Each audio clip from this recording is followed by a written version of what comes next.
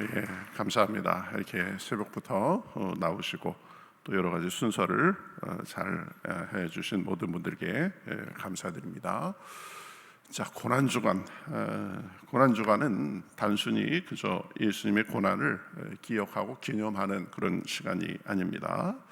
그 고난으로 인해서 우리가 갖게 된 그 신앙을 점검하는 시간입니다. 예수님이 이제 예루살렘에 들어가신 직후 가장 먼저 하신 일이 무엇이냐면 성전을 청결하게 하신 일이었습니다. 성전 정화 그러죠. 그 다음에는 무화과 나무를 저주하셨습니다. 무화과 나무를 저주하니까 무화과 나무가 즉시 말라버렸다라고 했습니다. 이것은 단순히 그저 나무 하나가 마른 사건이 아니라 당시 이스라엘의 잘못된 신앙에 대해서 강력한 메시지를 주신 것이었습니다. 겉은 멀쩡해 보이는데 실상은 비어있는 그 이스라엘의 신앙 상태를 예수님은 그냥 지나치지 않으신 것입니다. 그래서 오늘 우리도 점검해야 됩니다. 나는 그 무화과나무처럼 잎사귀만 무성한가, 아니면 믿음에 합당한 열매가 있는가, 그것을 점검해야 됩니다. 당시 이스라엘은 그저 겉만 무성한 열매 없는 그런 신앙의 모습이 있었습니다. 19절에 보면 길가에서 한 무화과 나무를 보시고 그리로 가사 잎사귀밖에 아무것도 얻지 못하시고 그랬습니다. 무화과 나무의 특징이 있는데 대개 열매가 먼저 이렇게 싹이 나면서 그 열매의 것이 있고, 그 다음에 이제 잎이 나오거나 아니면 열매와 잎이 동시에 이렇게 자라기 시작한다고 합니다. 그러니까 무화과 나무의 잎이 무성하다는 것은 당연히 열매도 있어야 된다라는 그런 뜻이었습니다. 그런데 예수님께서 실제로 가서 보시니까 아무것도 없었습니다. 그게 문제였던 거죠. 겉만 좋고 실제로 더 중요한 열매, 내용이 없었던 것입니다. 우리 신앙도 비슷할 수 있습니다. 겉으로는 매우 좋아 보일 수 있습니다. 예배도 잘 참석하고 예배도 드리고 또 직분도 받고 또 교회에 오래 다녔습니다. 나름 그래서 이것저것 봉사도 하는 그런 모습이 있습니다. 그러나 그게 다다, 이게 신앙의 다다라고 생각하면은 잘못된 것입니다. 하나님이 보시는 것은 조금 다릅니다. 그 모습에 합당한 선한 열매가 있느냐, 하나님을 믿는 사람다운 그런 열매가 있느냐, 이것이 더 중요합니다.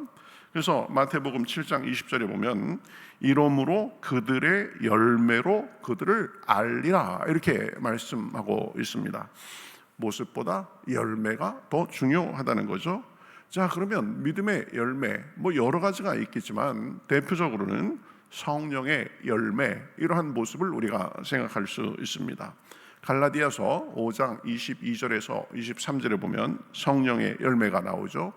성령의 열매는 사랑과 희락과 화평과 오래 참음과 자비와 양선과 충성과 온유와 절제니, 이러한 믿음 생활을 하는 그 내적인 열매가 있는가, 이게 훨씬 중요하다는 것입니다. 그러한 믿음의 열매가 있어야 됩니다. 잎사귀는 우리 믿음의 신앙생활의 외형이라고 할 수 있습니다. 그런데 이 열매가 그 신앙생활의 실제가 되는 것입니다. 사람은 잎사귀만 보면서 아이고 그 나무 참 풍성하네 이럴 수 있지만, 하나님은 잎사귀보다 실제적인 열매를 보시는 것입니다. 이스라엘의 당시 종교적 생활 자체가 겉으로는 형식과 모든 것이 발달해 있었지만 열매가 없었기 때문에 예수님의 책망을 받은 것입니다. 한 유명한 기업인이 있었습니다. 외형적으로는 완벽했습니다. 좋은 집에, 그리고 좋은 차를 타고 다니고 사회적으로 사람들에게 명성도 얻었습니다. 그러나 그 삶의 진짜 모습은 텅 비어 있었습니다. 가족 간에는 분위기가 냉랭했고 정도 없고 또 마음의 부요함도 누리지 못하고 외형만 좋았습니다. 그래서 본인도 내가 그래도 외적으로는 가진 건 많은데 나는 참 공허하다, 이런 생각을 많이 하게 됐습니다. 어느 날 그 가까운 사람이 이렇게 말했습니다. 당신은 겉은 멀쩡한데 안은 텅 비어있네, 이렇게 말을 했다고 합니다. 외형은 성공처럼 보였지만 내면은 메마르고 공허했던 것입니다. 여러분, 우리 신앙생활도 잘못하면 그럴 수 있습니다. 겉이 아니라 속이 중요합니다. 사람은 겉모습을 보지만 하나님은 중심을 보십니다. 그래서 겉모습보다 이 속이 꽉 찬 모습이 진정한 믿음의 사람의 모습입니다. 당시 이스라엘은 겉만 화려하고 속이 빈 그런 믿음의 껍데기뿐인 믿음을 가지고 있었던 것입니다. 그래서 예수님은 그 열매 없는 신앙을 책망하신 것입니다. 19절에 보면 이제부터 영원토록 내가 열매가 맺히지 아니하리라 라고 그렇게 선언하십니다. 예수님의 행동이 좀 강해 보일 수 있습니다. 왜 그렇게까지 하셨는가? 그러나 그러한 행동은 단순한 나무가 아니라 이스라엘과 그 타락한 종교인들에 대한 상징적 심판이었습니다. 당시 상황은 보면 이스라엘은 신앙의 잎사귀는 풍성했습니다. 성전이 있었습니다. 제사 제도가 있었습니다. 그 안에서 열심히 섬기는 사람이 있었습니다. 또 율법을 가지고 있는 백성이라고 자부심을 갖고 열심히 생활했습니다. 종교 생활은 왕성했습니다. 그러나 하나님이 찾으시는 그 참 열매는 없었습니다. 회개가 없었습니다. 사랑도 없었습니다. 진실함도 없었습니다. 그래서 하나님께서 이스라엘을 구원하시기 위해서 보내신 그 아들 예수 그리스도도 몰라보는 데까지 이르렀습니다. 그래서 그러한 모습을 이사야서 29장 13절에서는 이렇게 지적했습니다. 이 백성이 입으로는 나를 가까이 하며 입술로는 나를 공경하나 그 마음은 내게서 멀리 떠난다니. 입으로 입술로는 하나님을 공경하지만 마음은 하나님으로부터 이미 멀어진 상태다라고 한 것입니다. 그래서 그러한 것들에 대해서 예수님은 요한복음 15장 2절에 보면 이렇게 꼬집으셨습니다. 무릇 내게 있어 열매를 맺지 아니하는 가지는 아버지께서 그것을 제해 버리시고 그랬습니다. 열매가 없으면 제해 버리시겠다. 하나님은 종교 활동을 원하시는 것이 아닙니다. 거기에 맞는 선한 열매를 원하시는 것입니다. 그런데 그것을 의식하지 않으면 어느덧 외형이, 내가 입고 있는 외투가 모든 것을 다 해줄 것이라고, 대변할 것이라고 착각하며 살게 되는 것입니다. 그러면 목회자도 그럴 수가 있습니다. 이 겉모습은 목회 활동을 열심히 하는데 속은 공허하고 속은 하나님으로부터 멀어질 수도 있는 것입니다. 영국에 한 목회자가 있었습니다. 설교도 잘했습니다. 교회도 나름대로 규모도 있었습니다. 그러나 나중에는 이렇게 고백했다고 합니다. 나는 하나님을 위해 일했지만 하나님과 함께 살지는 않았다. 이 충격적인 고백입니다. 목회자도 성직자도 그럴 수 있는 것입니다. 당시의 제사장들도 그랬습니다.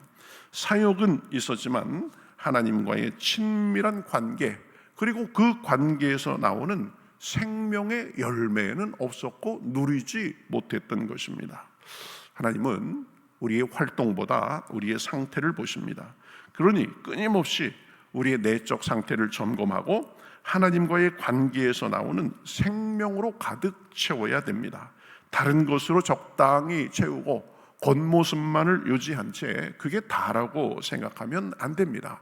그 속에서 나오는, 하나님과의 관계 속에서 나오는 생수와 같은 은혜가 우리에게 있어야 되는 것입니다. 그러니 믿음은 반드시 열매로 나타나야 됩니다. 예수님은 믿음을 말씀하셨습니다. 너희가 믿음이 있고 의심하지 아니하면 무엇이든지 기도하고 구하는 것은 다 받으리라 말씀했습니다. 진짜 열매는 믿음이 있는 것입니다. 열매는 어디에서 나옵니까? 기도 속에서 나옵니다. 주님과의 친밀한 관계 속에서 열매가 나타납니다. 그것이 삶에서 선한 열매로 나타나고 크고 작은 변화로 이어지는 것입니다. 우리의 외적인 모습을 통해서 그 내면까지 하나님과의 관계 속에, 깊은 관계 속에 들어가야, 그래야 비로소 선한 열매가 나타나는 것입니다. 요한복음 15장 5절에서 그래서 예수님께서 이렇게 말씀하셨죠. 나는 포도나무요 너희는 가지라. 그가 내 안에 내가 그 안에 거하면 그가 많은 열매를 맺나니 말씀하셨습니다. 참된 믿음에는 반드시 변화가 있습니다. 그 변화는 반드시 삶의 선한 열매로 나타나는 것입니다. 한 중독자가 있었습니다. 중독으로 인해서 그 삶이 완전히 무너졌죠. 가정도 다 파괴되다시피 했습니다. 그런데 복음을 듣고 변화되기 시작했습니다. 점차 중독에서 벗어났습니다. 가족이 회복되고 삶이 달라졌습니다. 새로운 삶을 그야말로 살 수 있게 됐습니다. 사람들이 그래서 물었습니다. 아니, 어떻게 이렇게 변할 수가 있었습니까? 그가 대답했습니다. 예수님을 믿었더니 제 삶을 바꿔 주셨습니다. 주님께서 저를 변화시켜 주셨습니다. 이것이 믿음의 열매입니다. 무화과나무 사건은 단순한 기적이 아니라 우리에게 던지는 질문입니다. 너는 지금 어떤 신앙 상태이냐? 잎사귀만 무성하냐? 아니면 열매까지 풍성히 맺고 사는 모습이냐? 우리의 모습을 점검해야 됩니다. 나는 신앙의 모양만 있는가? 내 삶의 주님으로 인한 정말 내적 외적 변화가 있고 그것을 누리고 살고 있는가? 하나님이 찾으시는 선한 열매, 성령의 열매가 있는가? 고난주간은 예수님의 고난을 묵상하는 주간이면서 동시에 내 신앙의 참 모습을 점검하는 시간입니다. 주님은 오늘 우리에게 말씀하십니다. 내 열매를 점검해라. 내 열매를 점검해라. 고난주간 우리를 위해 죽으시기까지 사랑하신 주님과의 관계를 점검하고 우리의 신앙을 점검하면서 우리의 모습이 주님 보시기에 더 합당하게 변화되는 그런 시간 되시기를 우리 주님의 이름으로 축복합니다. 아멘. 우리 같이 기도하겠습니다. 주님, 우리를 위해서 고난당하신 그 고난주간을 맞이해서 우리가 이렇게 일찍부터 깨어서 주님 앞에 나와 우리의 몸과 마음을 드리게 하시니 감사합니다. 무화과 나무는 잎은 무성했지만 열매가 없어서 주님의 저주를 받았습니다. 우리의 모습을 살펴보게 하여 주시옵소서. 겉모습에 속지 않게 하시고 진짜 열매 맺는 참 신앙이 되게 하여 주시옵소서. 말이 아니라 삶으로, 형식이 아니라 실제로 열매 맺는 우리 인생 되게 하여 주시옵소서.